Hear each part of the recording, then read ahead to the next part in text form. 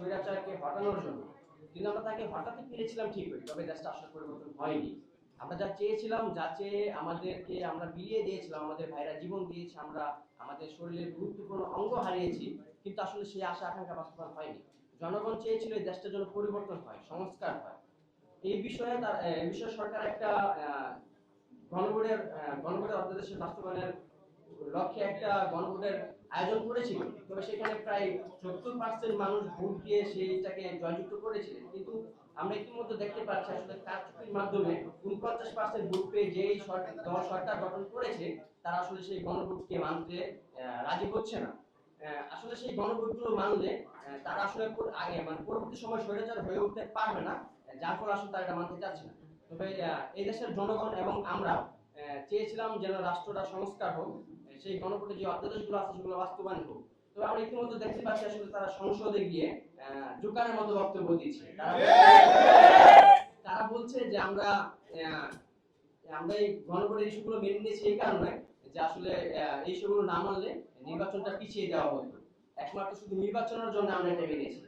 আসলে জাতিকে কিন্তু তারা এটা ক্লিয়ার করেনি, এবং কি তাদের নেতা জনাব তারেক রহমান সাহেব তিনি কিন্তু রংপুরের একটা পথযাত্রায় গিয়ে বলেছিলেন আপনারা সকলে গণভোটে হ্যাঁ ভোট দিবেন।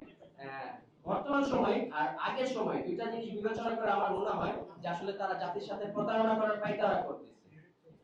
আমরা আমাদের স্থান থেকে আমরা গণভোটে অংশগ্রহণ করেছি যত পরিবর্তনের জন্য, সুতরাং পরিবর্তন হওয়ার আগ পর্যন্ত আমরা আমাদের স্থান থেকে লড়াই জারি রাখবো।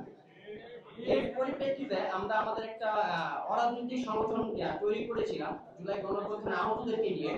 সেখানে প্রায় 5,000-এর মতো আহত আছে, আমাদের প্রায় 33টা জেলাতে কমিটি আছে। আমরা চেয়েছিলাম যে কোনো রাজনৈতিক দলের সাথে যুক্ত না হয়ে জনগণের আশা আকাঙ্ক্ষা বাস্তবায়ন করব।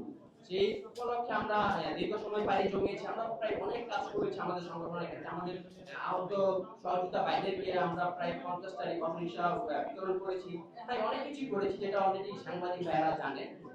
আমরা চেয়েছিলাম আসলে আমরা রাজনৈতিক দলের সাথে যুক্ত না হয়ে দেশের জনগণের যে আশা আকাঙ্ক্ষা আছে সেটা বাস্তবায়ন করব। কিন্তু আমাদের এখন মনে হচ্ছে যে আসলে আমাদের এই 5,000-6,000 আহত নিয়ে জনগণের আশা আকাঙ্ক্ষা বাস্তবায়ন করা সম্ভব না।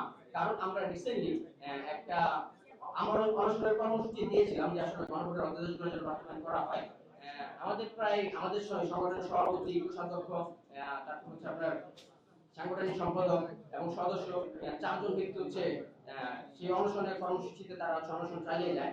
প্রায় 37 ঘন্টা পার হয়ে যাওয়ার পর্যন্ত সরকারি স্থান থেকে কেউ আসবে তো দূরের কথা, দেখেন এখানে যারা অনশনে গিয়েছে তাদের ম্যাক্সিমাম হচ্ছে পানি। এটি তো আসলে মানে যে সি ক্যাটাগরি বা অন্য কোনো ক্যাটাগরির যে আহত জুলাই যোদ্ধা যে আসলে সুস্থ তারা দীর্ঘ সময় পার করতে পারবে এরকম না। ম্যাক্সিমাম গুলো হচ্ছে আহত, তাদের ট্রিটমেন্ট নিতে হয় রেগুলারলি। ওই ব্যক্তিরা 37 ঘন্টা অনশনে থাকার পর আসলে সরকার পক্ষ থেকে একজন ব্যক্তি এসে তাদেরকে বা আমাদেরকে বলেনি যে আসলে আপনারা যার জন্য এখানে অনশনে বসেছেন আমরা সেই বিষয়গুলো নিয়ে ভাববো, আমরা ভেবে দেখতেছি। মানে